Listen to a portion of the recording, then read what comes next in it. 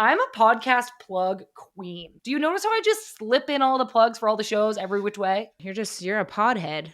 If I'm out here talking, I'm recording it and releasing it to the masses. The Sam is always wired. Mic'd up. If you see me, assume I'm mic'd up. Hi, everybody, and welcome to Good Vibes FC. I'm Sam Lewis, coming to you from the Women's Game World Headquarters in Vermont. And I'm Lynn coming to you from sunny, fall-y Seattle. Oh, it's fall. I can't wait to talk about it. Good Vibes FC is presented by our really great friends over at Olipop. Use code TWG20 for 20% off at drinkolipop.com. Today on the podcast, we're recapping this weekend in NWSL, where there are still 5 playoff spots up for grabs and 8 teams trying to get them, which is like the most aggressive game of musical chairs ever. Plus, we're talking about Champions League and the WSL. Is Arsenal in a little bit of a post-championship slump? We're going to talk about that. Finally, we're heading to the inbox for an email from Andy about rookies. Lynn, I feel like fall is where we really thrive.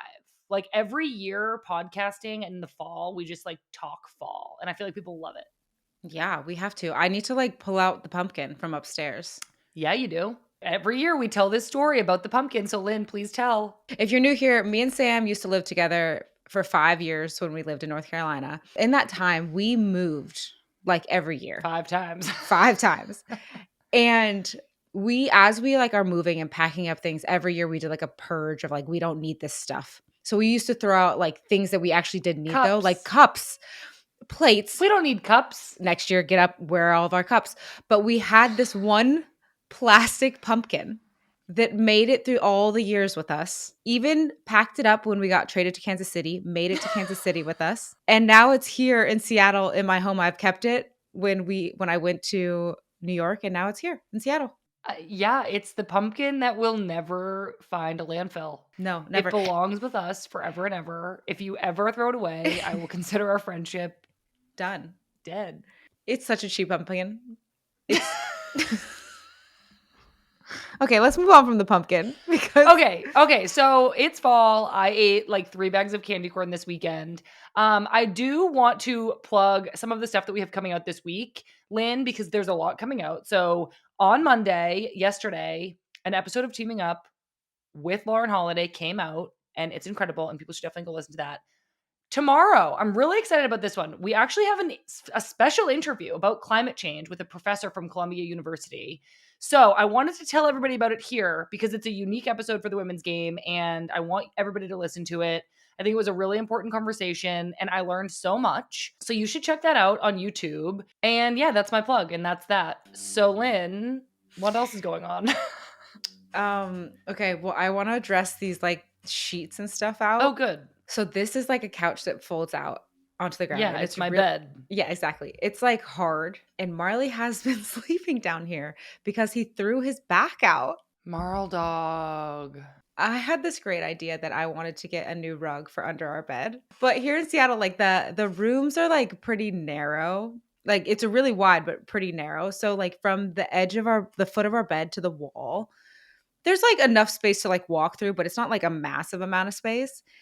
And so I said to him, lift up the bed from the bottom and I'll slide the rug underneath. But he is so long, there was no room for him to really bend down.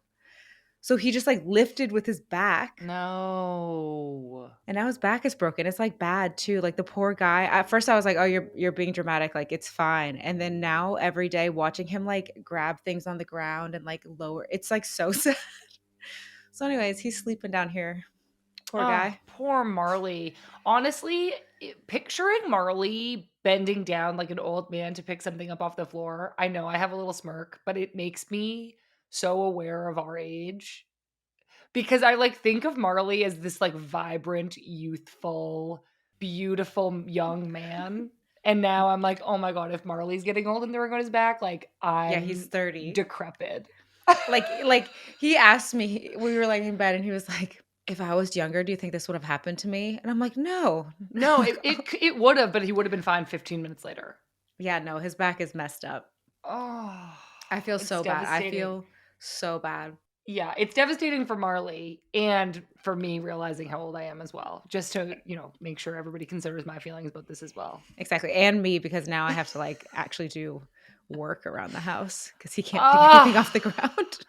Oh my gosh. Okay, well, you're being a nurse. I'm being a nurse because I'm nursing Chester back to health. He's Oh, doing yeah. great. He's doing much Trusty. better. He's rambunctious as ever, back to his normal self. Of Except course he obviously is. his leg is still he still has like a little limp going, but we're keeping him fed, we're keeping him contained, keeping him Nice. resting. And honestly, I just feel like we've really bonded in this time. I'm really happy about that. What'd you do for your birthday? Honestly, not much. Say honestly again. Honestly, not that much. I actually was on a plane for the entire day. And then did you get dog kisses? I did. I got home and I got dog kisses, which was lovely, wonderful. My very thoughtful neighbor brought over dinner for us because him Oh, and his family were like, our dog needed surgery one time and like we just wanted to help you guys out. How nice is that? that's so And he sweet. listens to this podcast. He's a self-proclaimed hot dog, by the way. His words, not mine. Okay. Should we talk NWSL? Yes. Okay, there's only 2 match days left, Lynn, which is crazy. I'm wondering if you feel like it's the end of the season. Yes and no. I feel like personally I'm in like in a weird spot because I obviously haven't played a huge chunk of this latter half of the season, but it does feel like very playoffy because so many crazy things are happening. Spooky? Spooky season. Yeah. Okay, well, tell us about your game this past weekend. You tied Bay 1-1, and I am going to be honest with everybody. This game was on at 10:30 p.m. Eastern Time, which is the middle of the night for me. So, I watched the highlights. I saw a great assist from Rachel Kundananji for Bay, and I saw some late game heroics for Seattle, but Lynn, I want to hear about it from your point of view. Yeah, it was a very interesting game. I felt like we had a lot of momentum and a lot of possession, and we're controlling the game for most of it. They obviously got a goal pretty early on. We were in a pretty expansive shape, turned the ball over in a not so great area, and then Mhm. Kudananji's ball across the box. It was an amazing It ball, was right? so good. It was so good, and so on a platter. But I'm just really happy and proud of the team that we were able to continue to keep pushing and fighting, and then naturally, Jess Fishlock had to come on and say, "Let me do it.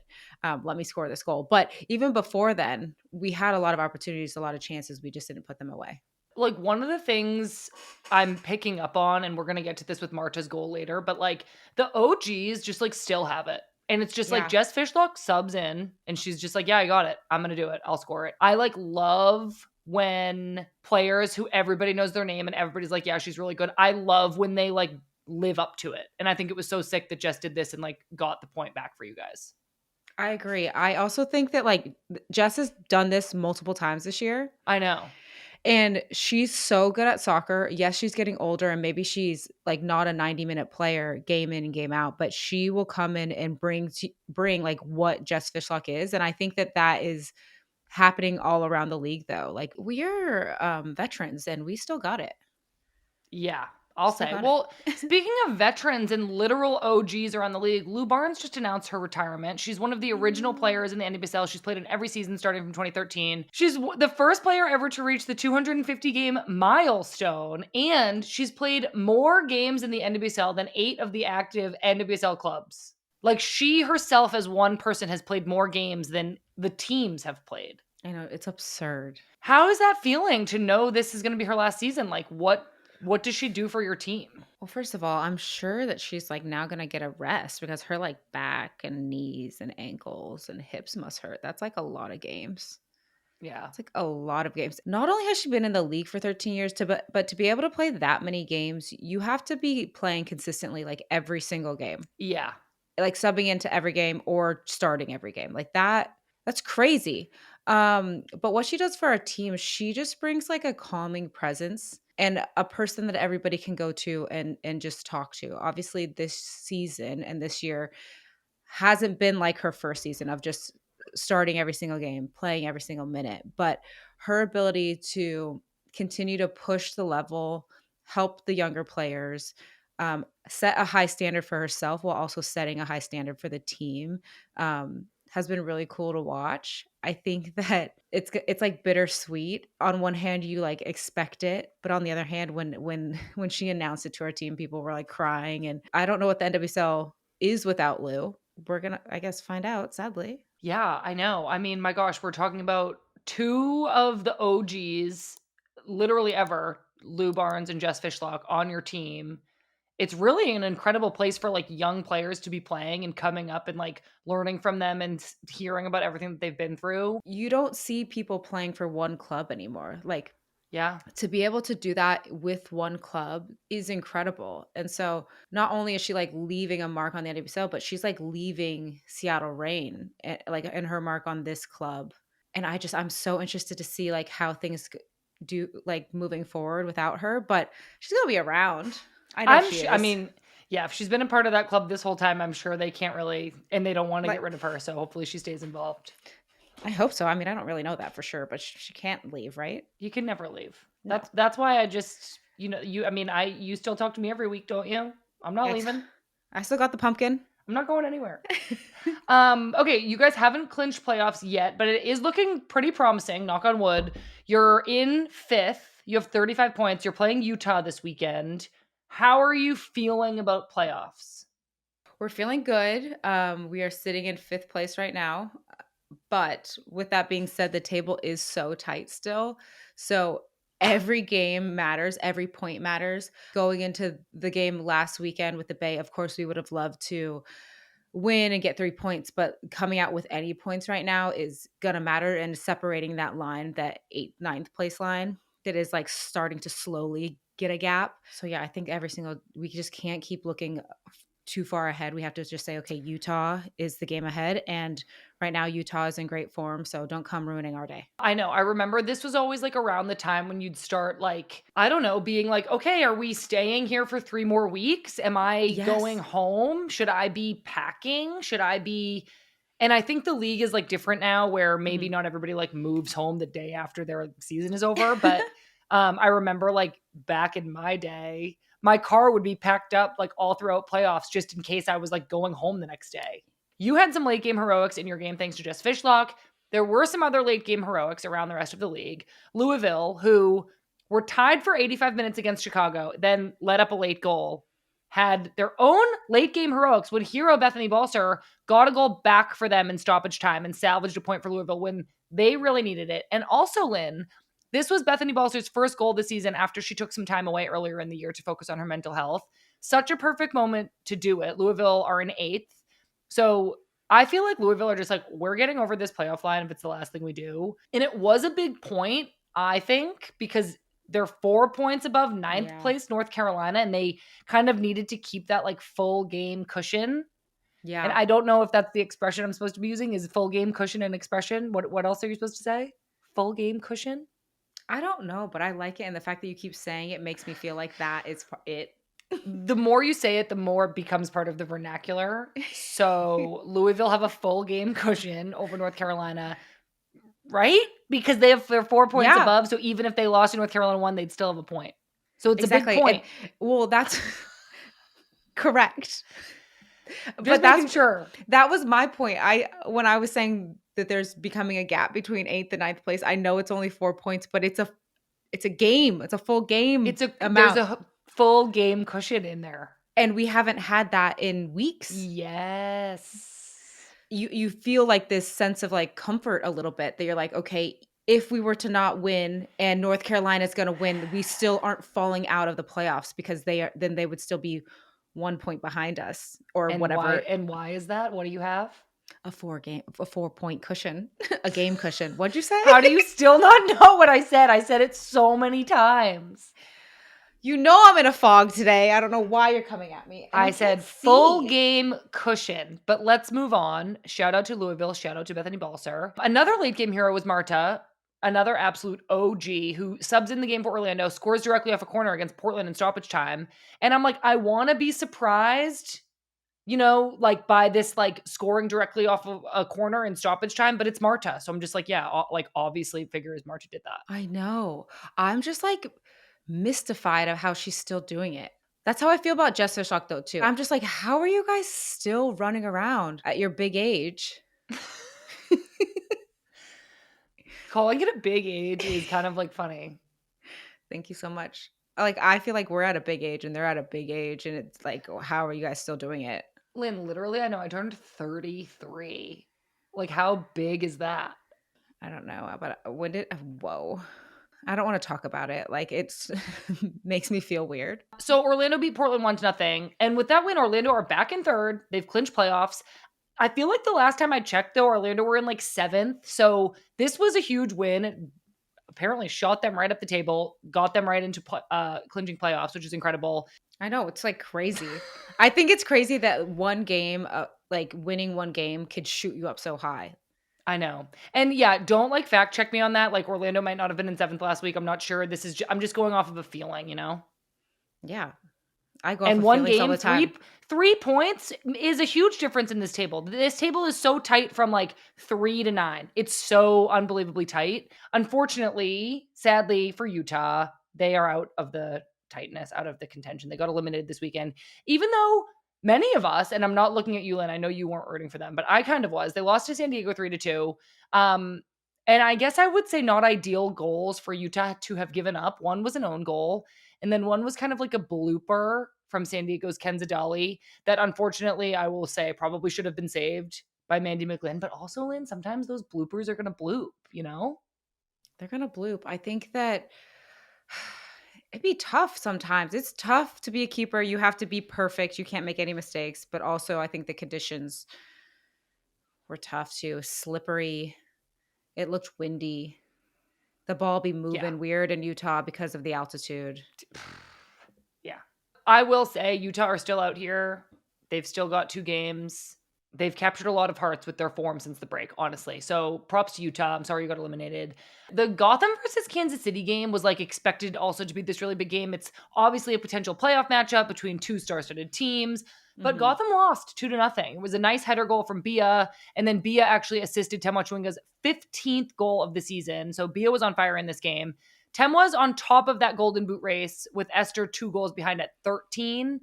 And Lynn, with 2 games left, I'm wondering if you think Temwa is going to keep the lead. I do, because I think that obviously Temwa they've said is like rehabbing a knee Mm-hmm. thing and she's been resting a bit. But it's almost as if she can turn it on and turn it off when she wants. So she's like, "Oh, there's somebody in front of me. Okay, I'm just going to score a goal." And it's like she was like giving herself a little competition even though she knows she has none. It's like crazy. I know. It is incredible. Her finishing ability and just the way the game changes when she's on the field is like really, really incredible. So I am getting really excited to see how Kansas City do in playoffs. They will have some tough competition, including potentially against the Spirit, who have secured a home playoff position. They tied North Carolina 1-1. Obviously, we have to talk about Trinity Rodman's goal because it was so sick. Yeah, it was a banger. Such a banger. She like won the ball out wide and then kind of just like had a moment to cut inside the box, set herself up on her left foot, bend it far post, but it was really, really sick. Like a beautiful goal. Unfortunately for the Spirit, North Carolina were able to tie it up thanks to a late goal from Shinomi. The courage, The courage. the courage, as we've been saying, are just outside that playoff line. And they've I got that know. full game cushion to make up. And I just don't know, Lynn. I know. I know. I like felt bad for them in this game as well. Probably one because my heart is always a little bit with them. I know. But I felt like they had opportunities. They were like offside by a like I little know, bit. that goal that got called back.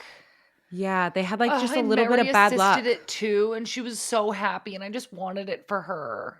I know. Well, they had 2 goals called back. I just felt for them. I just felt for them. I want them to make it, but I don't know if they're gonna. I know. It Uh, also depends how the other people do, that's the problem. yeah. It's Yeah. like the Courage could absolutely win both games, I hope they do. But it's just like then it's just like it still isn't certain, you know? The biggest one would be them beating Gotham because they're taking points off of a team that's I already know, in the but I playoff. don't think 3 points is enough because of that full Yeah, game cushion. because that full game cushion. That's that full game cushion. Oh, I feel Um, for them, but we'll see. we'll They're see, making it we'll see. exciting. Crazier things have happened. Angel City are still in it. Go on, girls. After potentially the most roller coastery year of all, Angel City are still alive, barely. They beat Houston 2-0. And we just have to talk about the June Endo backheel flick assist situation. Dude, that was sick. There was So sick. so sick. So Angel City had the ball in the back. Their defender, their outside back, played this long ball up to June Endo. And Houston had this very high line. And June Endo did the craziest no-look flick I have ever seen, straight down the middle. And Noose But just, it's like June Endo is running away. I The know. ball comes to her back heel, and as she's running, she flicks it. And it goes back to the Perfect middle. pass. Perfect to the middle of the field. Noose then picks up the ball and is just in on goal. Abby Smith, unfortunately, was a little bit of no man's land. And then she just dribbled right around her and scored. I also kept noticing when because Angel City, this was their second goal, and for both goals, they were like running to the corner. I assume to celebrate with Ali Riley, who's announced her retirement, and everybody loves so much, and like these are her final games, and that was really cute to see. I just feel like Angel City. Look, mathematically, they've got a couple full game cushions. I don't know exactly their point situation. They're not out, but like I don't think they're going to make playoffs. But it was like fun to see them having fun, even their first goal. And this is kind of what I want to talk about Angel City is like their youthfulness and like their just potential talent down the road, even though this year probably wasn't like the best. But Kennedy Fuller set up this first goal. She like sends this no look pass out wide, continues to run into the box. The ball ends up bouncing back out to her and she scores it herself. And as I'm watching this game, just like continuing to be endlessly mystified by Angel City, which I bring up every week, I know. I was like, their young talent is so good. Like, they have Kennedy Fuller and Giselle Thompson, who are both still teenagers. Kennedy scored 4 goals this season. Giselle has 5 assists. They also have Savvy King and Evelyn Shores, who are both 20. Evelyn just joined the team in the summer from UNC, and she's already had such a big impact. And obviously, we need to talk about Riley Tiernan, who's 22. She's started every game this season. She's one of the league leaders for goals. She's a top candidate for Rookie of the Year. Riley Tiernan is so good. Angel City might not make playoffs right now. They might not have it right now for whatever reason, but like the future's bright. The future is so bright. I think we talked about this the last episode I was on, where I like referred to it as like a college team where you start off as freshmen and like maybe you're not like the best, but you have so much potential. And by the time you become seniors, you're like winning national championships. And I think that like this is them. If they can stick together and continue to build off one another and grow and obviously have a good support system underneath them. But they're very exciting to watch. Like the youth of the team is very exciting. They have such a high ceiling. I mean, like you said, maybe not right now, but they could get it. They're building. And, our hope is always that it seems like that club like is doing a lot of things right. And so with this youth as the foundation, hopefully in the future, the club will make playoffs and do a little bit better. It did get me thinking though, and I actually posted about this on my threads on Sunday night when I was watching the game. Are there any other teams that have as promising of a future that have that much young talent? Well, our team is really young. Like, okay, tell me about the players on your team that you're like, yeah. Okay, so we have Maddie Darlene. Maddie just turned 21. Jordan Buggs, 19. Emery is 19. Sam Meza, who we rely on all the time, is 23. And Sally Menti is 23. And then we have Ainsley, who just turned 18. She just made it back into the locker room. So like our team is really, yeah. And and all of those people we rely on them like a lot. Yeah. They play big minutes for us. So I think that our team, I also think Portland has a really young team. I'm so interested though, the balance between young and veterans of you can't just throw a whole bunch of youth out there and say like, go. You have to have some experience. And I think the teams that can continue to grow these young players and the youth and continue to support them and push them and teach them while also keeping a veteran side that is also going to lift up as well and help support them that's I think going to be the best team going forward. Yeah, I agree. I think the Spirit deserve a shout out too. I think the Spirit don't seem as young because it's players like Trinity Rodman and Croy Bethune who are like kind of considered like experienced now, which is crazy because Trinity's 23 and Croy is in her second season in the league. I do think the Spirit deserve a shout out for this one as well. This is what I want to do our gut check on. So let's do our Olipop gut check of the week. If you were gonna buy a U.S. women's national team jersey for a young player who's not necessarily on the national team yet, but you're banking on it, whose jersey would you buy? Do you have somebody in mind? Yeah, I would buy Riley Tiernan's jersey. One, because I love Riley Tiernan because she's from New Jersey.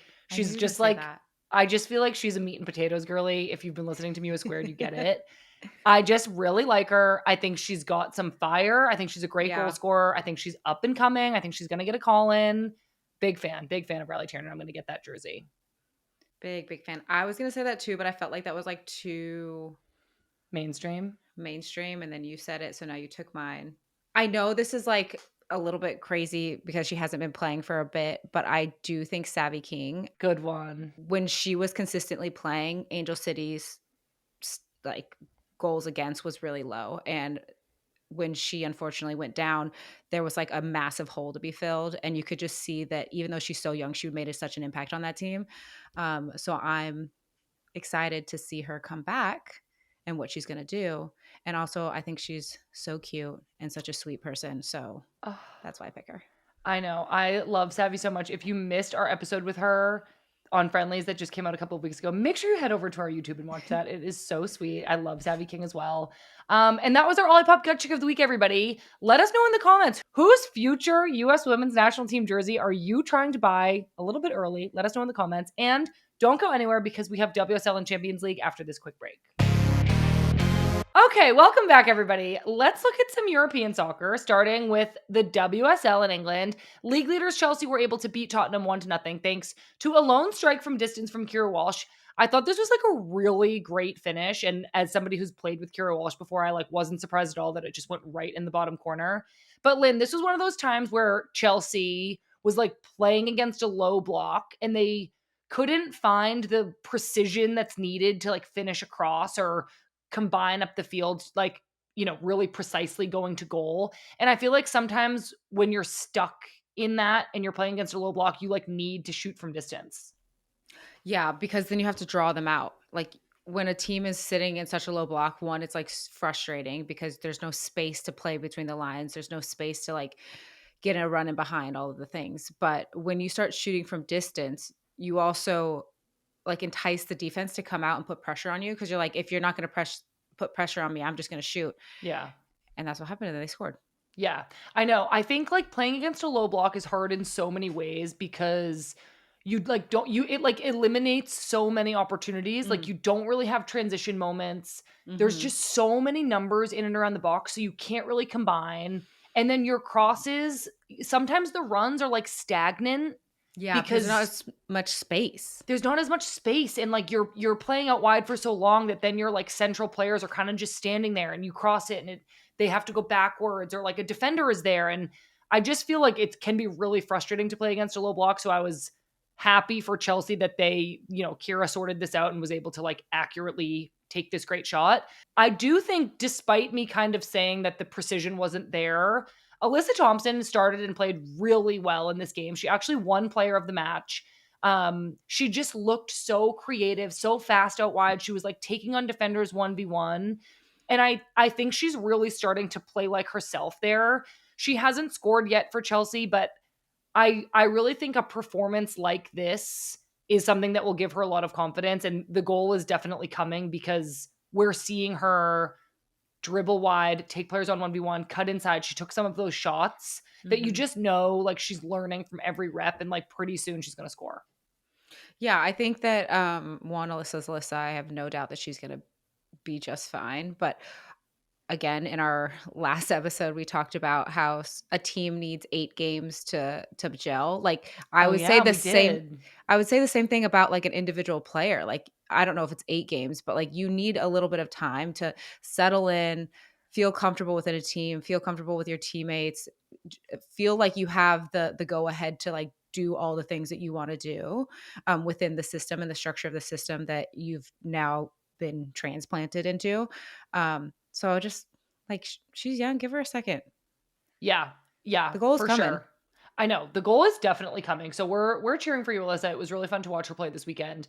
I feel like the WSL went pretty much as expected otherwise. Arsenal beat Brighton. We're going to talk more about Arsenal in a minute. Don't you worry, Arsenal fans.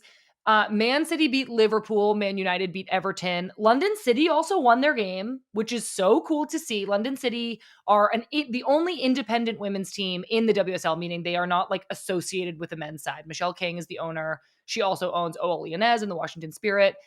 But they're in sixth place. They've won 3 and lost 3, which is pretty good. It's pretty great. It's pretty great. And I feel like when I like I'm looking at the table this week and I watched a few of these games and I'm kind of looking at the table and looking at the teams underneath London City. This is their first year in the league. All of those teams beneath London City have men's teams, and therefore they have like a lot of resources and a lot of support from the revenue generated by their men's team, most of which are playing in the Premier League. One of them, Liverpool, is in second place in the Premier League, which means it's like a really successful and good and lucrative club. And I like never want to be negative. I wish we could just come on here every single week and celebrate every single team and every single player. But sometimes it's just like so glaringly obvious when a club isn't really paying attention to their women's team. And I sadly feel like Liverpool is an example of that right now. Lynn, you just brought this up, but last week on this very show, I tried to be like, sometimes it takes a while to adjust to a new coach, and it does. And I hope for the players' sake who have already been through so much this year on Liverpool. Their captain retired, their star player, Olivia Smith, transferred to Arsenal, their former coach tragically passed away. I really want a win for these players in more ways than one. I do think that Gareth Taylor, their coach, is a solid coach. I played for him at Man City. I don't necessarily think or believe that that's the problem, but I think they do need more attention from their ownership, more resources. I feel like in the past, Liverpool has been more competitive.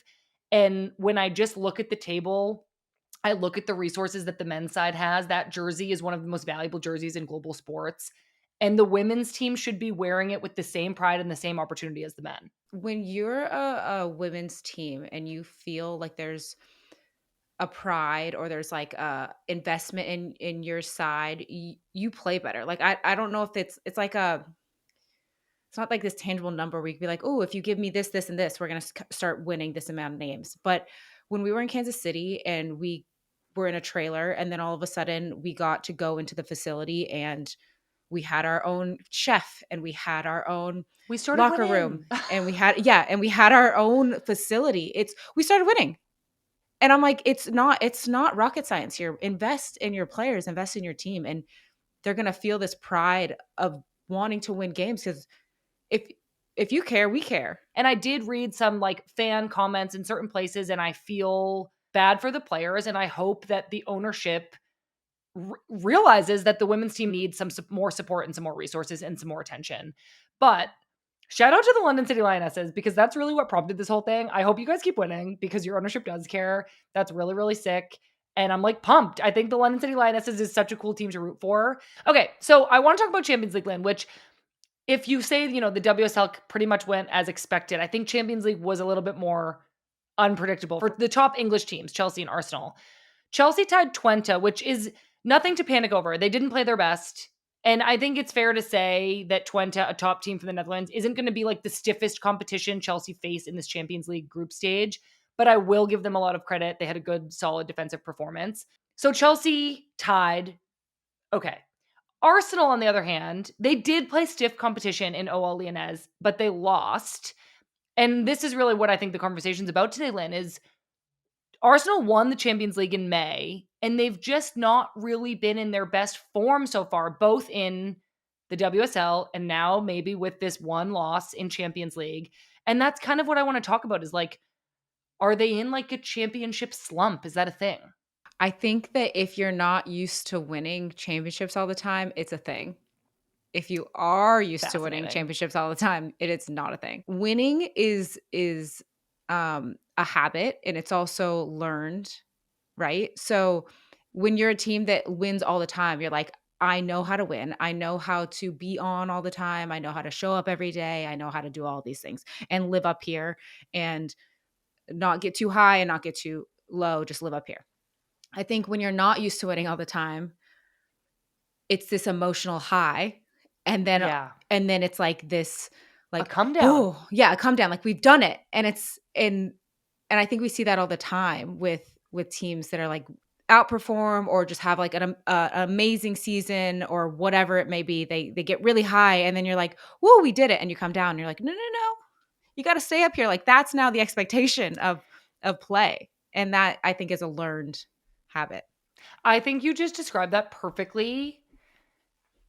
Like, and I think what makes it even more true is like when you look at a team like Chelsea who kind of wins the league and other trophies Yeah. every year, and they keep that up. It's almost like they've learned how to sustain that greatness year over year, even when you're like on the road against a lower table team. Like it's a grind. And I think you have to like learn to Chelsea is also a team that doesn't play great every week, and they like have to like eke out wins every now and then and like play ugly, win by one goal, and like maybe Arsenal needs to like learn that habit of like grinding it out. Which is so interesting because I think they had that in the run up to that Champions League win. They were like down multiple times in Champions League and they fought their way back. But I do think that like after a huge high, that grind of the everyday like can get to you. And I will also give them a little bit of a break. They're definitely getting everybody's best game because they're defending Champions League champions. And they're also without Leah Williamson right now, who's injured. That's a huge loss for them on both sides of the ball. It's a huge loss for them emotionally. She's like captain, the leader. So I feel like Arsenal have the capacity to figure it out, but it's been hard to see them kind of like teetering. And I'm not trying to be dramatic. They lost one game in Champions League and they're like in fifth in the WSL. I'm sure they're not going to end the season in fifth, but it's like notable that they're not really playing like they just won Champions League in May. Yeah, I think that you made some valid points. I think that to your point of like you don't have to play pretty football every single week to be this like championship winning team. You need to sometimes learn when to play not dirty, but like grind something out and say, you know what, this is Yeah. not our best performance. This is not our best soccer, but we're gonna win no matter what. And I would say the same thing needs to happen too when a player goes down or your captain goes down. I think the teams that I have been most success or the teams I've been on that have been most successful is your bench is so deep, like players know their role, but you don't have like one captain. Yes, maybe there is Mm. a captain that like wears the armband, but everybody plays a role and knows when to lead or how to lead in their own way. And I would say that maybe this is a moment for Arsenal to come together and say like, okay, yeah, our captain's down. That is a huge loss for us, but like how can we get the best out of X, Y, and Z, and how can we start to uplift these women to be leaders when our leader is not with us on the field? Yeah. Yeah, another great point. I mean, I think all eyes are certainly going to be on Arsenal this week to see how they bounce back in Champions League. There is a little bit of a break in the WSL for this international window, but maybe that will serve them well and give them some time to like find their form again. Mhm. We do have one quick update. We've been speaking a lot about Jenna Neiswanger and her absence from Arsenal's game day rosters this season. Jenna was on the game day roster, listed as a substitute for Arsenal at their game against Lyonnais. She didn't play, but we're thinking of her. We're glad to see her name on the roster. We hope to see her on the field soon. We have a few other quick Champions League updates. So this is Manchester United and Fallon Tullis-Joyce's first season in Champions League. They won. They got a shutout against Valerenga. Maya Letizier scored a penalty kick goal. So huge congrats to Fallon for getting a shutout in her first Champions League game. I'm like so excited for her. And then Barcelona, Atletico Madrid, Real Madrid, Wolfsburg, and Juventus all also won their games. So we'll be watching the second round of this group stage is coming up this week on Wednesday and Thursday. And then, like I said, a lot of these players will be off to international duty, which we will get to in just a minute. So don't go anywhere. Welcome back, everybody. Okay, before we head over to the inbox, I want to talk a little about some news from around the rest of the soccer world. The U.S. women's national team is heading back into camp next week as they prepare for 3 really exciting friendlies this month. First, they're going to head to Pennsylvania and Connecticut for a pair of games against Portugal. They're celebrating Alyssa Nair and Alex Morgan's retirements at those games, which is going to be so fun to watch. Then they're going to meet New Zealand in Kansas City at CPKC Stadium. Lynn, what are you excited about these games? What I'm excited about is, well, first of all, national team is back. It's been the weirdest year, I It's feel been like, so long. so long. I don't remember the last time there has been this long between international breaks. I don't think ever. I don't know what happened there. It's been so long. So long. So I'm just excited to see a game. Also, Emma talked about how at the end of last year or in last camp, that she was finally able to see like the full player pool and who she can invest in 27, and who she can invest in 28, and also the years to come after that. And I'm just excited to see now after this long break and all these NWSL games that have been played and all these international games and all these WSL games, all the games, who she's going to bring in. I know. That was really long-winded, but you know what I mean? I do know what you mean. I'm like, you're right. We did see a big pool. And now I'm kind of like, okay, like I feel like this roster is kind of like, this is who she likes. Yeah, it's I'm sure it's like not 100% solidified. Obviously, we have so much time still, kind of, not really. But yeah, I'm like, who made an impact on you in their last camp? I feel like every camp is just so fun to look at the roster, see how these players are going to play. We Yes. actually have a interview with Lily Johannes coming out on Thursday, and Lily Johannes has been one of the names we've been talking so much about. So I'm excited for you all to hear from her. I'm excited to hopefully see her in camp. But obviously, with this U.S. Women's National Team camp going on, there's all the other national teams are going into camp too. And some very happy news: the Australian Women's National Team is gearing up for some friendlies against Wales and England. And for the first time in nearly 2 years, Sam Kerr will be back on the field with the Matildas. Obviously, we all know how much it means to Sam to be able to play for her Australian national team. We just had her on friendlies a few weeks ago. So I'm just really happy for her. Christy and I are going to talk more about that in detail on Me with Squared, which is dropping on Friday. I'm a podcast plug queen. Do you notice how I just slip in all the plugs for all the shows every which way? Oh yeah, that's because you're just podcasting. You're a podhead. If I'm out here talking, I'm recording it and releasing it to the masses. Great.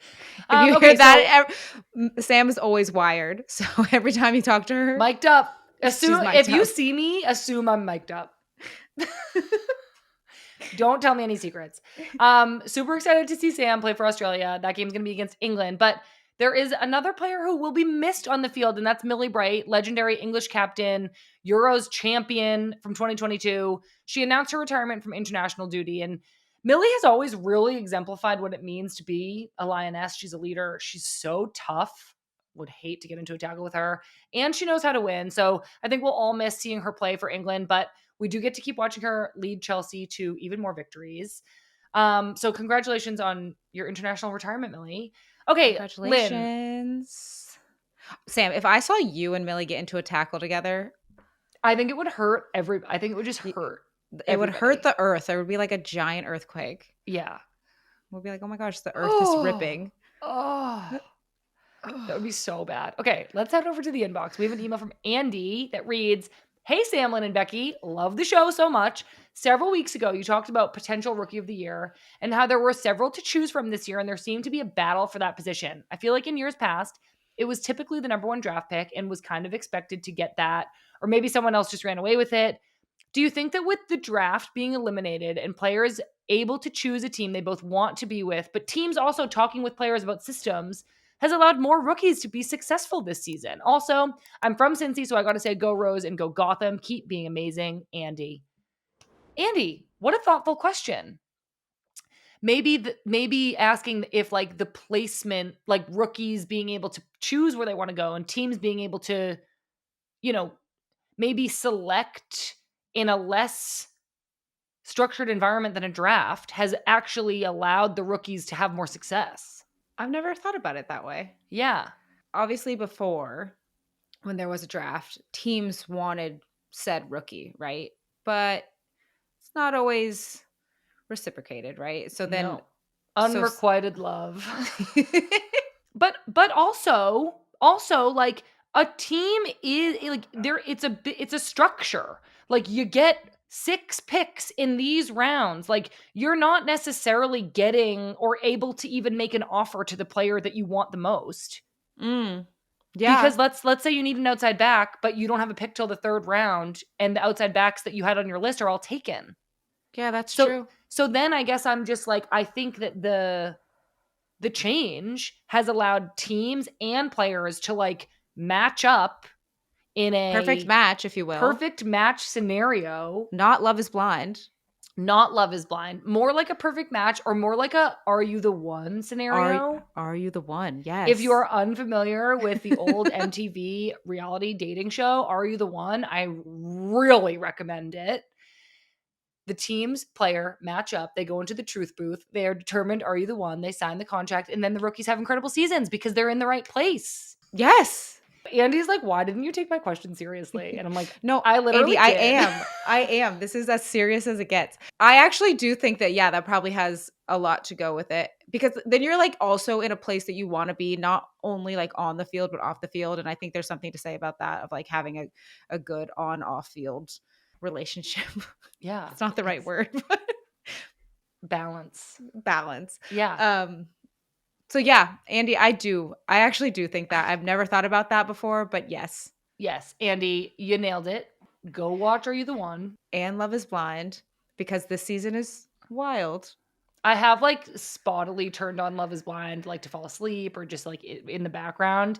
It's wild. It's a wild Like show. once they get out of the pods, it's like very exciting and weird and crazy and wild. And Marley has sat down and started watching it with me, and we just stare at each other and we're like, "What on earth is going on?"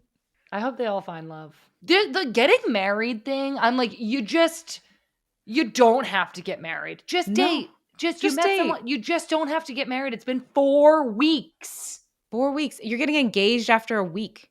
You haven't even seen this person cook, go to the grocery store, Sleep. drive a car, How they call their interact with their mother. family. You haven't seen them do anything. Anything. But you know what? Bless. Bless. I bless them all. I give them all my blessing. I could do this for about 15 to 20 more minutes and then I'd be like, I gotta go because I need to eat dinner. But I really do love hanging out with you. I'm glad that we have this time together every Me single too. week. Me too.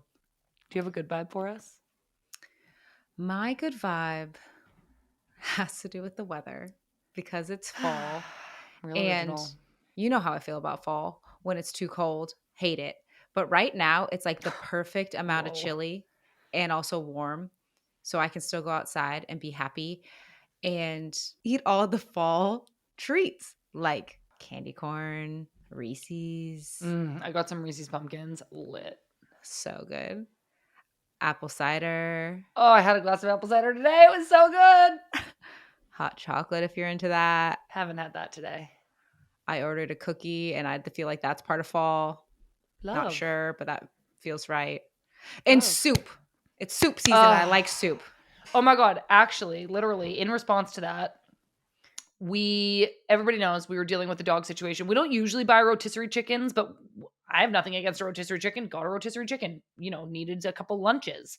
Threw the carcass in a hot boiling bowl of stew, threw in some old frozen vegetable scraps that we had in the freezer, made myself some broth, and I've been putting it in a mug and just drinking broth, and it's so awesome. Yum. Yeah, That's delicious. it's so good. I'm so proud of you and happy for you. Is that your good vibe or are you going to tell us something else? Well, I had something else planned. It is a good vibe, but it's also a little bit of a call to action and a little bit of like a not a good vibe. So I'm going to tell you the whole story. Went to a gay wedding this weekend. Literally love gay weddings. They're just so fun. I feel like gay weddings are so intentional and just full of love, and everybody is like so proud and happy to be there to support the couple. So it was beautiful. Congratulations. Loved it so much. As I'm like reflecting on how awesome it was and how awesome this community is here in Vermont, the Pride Center of Vermont actually has closed within the past few days because they don't have enough funding. And that's obviously not a good vibe. And so I've just been thinking a lot about it. I have seen the community around here really rally to raise funds for it. They need $350,000 in order to like resume their services. Their services are like really incredible. I could list them off, but they're like just here as a resource and a support for the LGBTQ plus community here in Vermont. They have like a hotline. They're like out in the community doing great work. And so I've seen the community really respond to this need. And I wanted to kind of do my part and just shout out the Pride Center of Vermont. If anybody has the capability to donate, I'm really hoping that we can reopen it. And it was all, really poignant for me this weekend as I went to this beautiful wedding and saw this celebration of love and have been so welcomed into a community where I have so many people in my life who belong to the LGBTQ plus community, and I want to kind of like do my part to support their love and their acceptance and their ability to have this place that supports and provides resources for them. So Pride Center of Vermont, we can maybe put it in the show notes, and that's kind of my good vibe. I love that. Yeah, I wrapped it around, I think. Yeah, I mean, it is a bad vibe into a good vibe. We can make it a good vibe. People I donate. hope we can. I really hope we can. So yeah, so thanks everybody for listening. That is this week's episode of Good Vibes FC. One more quick podcast plug. Lily Johanna's on Thursday. Newest Squared on Friday. Teaming Up came out yesterday with Lauren Holiday. Today's Good Vibes. And tomorrow's a climate change special with Professor Radley Horton. So subscribe to our YouTube channel, subscribe to our podcast feed. You don't want to miss a thing. Join us on Discord. Follow along with us across social media. We're always out here posting stuff, news, watching games, hanging out, chit-chatting. There's a lot going on. Be a part of it. Okay, I have to go eat my salmon. I don't like that. I just gotta go lay down. Okay, thanks everybody. Bye. Bye.